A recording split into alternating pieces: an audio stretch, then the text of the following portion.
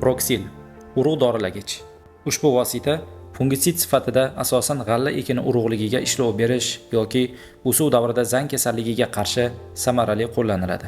Tarkibida 12% tebukonazol faol moddasi mavjud. G'alla ekini urug'ligiga ishlov berilganda chang va qattiq qora kuya kasalliklariga qarshi emlash kabi ish bajarilgan bo'ladi. G'allaning o'suv davrida esa qo'ng'ir va sariq zang hamda unshudring, mevali daraxtlarda manilyoz va unshudring, tokda oidium, qovunda antraknoz, kartoshkada fitoftorozga qarshi samarali qo'llaniladi.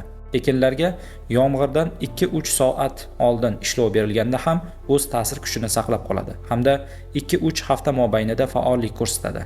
Proxil ishlovidan so'ng zamburug' sporasi 2 kun ichida ishini yo'qotadi.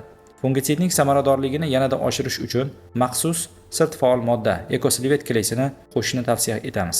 Shu orqali ishlovlarda o'simlikka tekkan preparat barg yuzasiga yopishuvchanligi, o'simlik tomonidan tez so'rilishi va preparat isrof bo'lishidan saqlanishi ta'minlanadi. Qo'llashdagi sarf me'yori va muddati ekin turi hamda ko'chat yoshiga ko'ra agronom maslahatini olish tavsiya etiladi.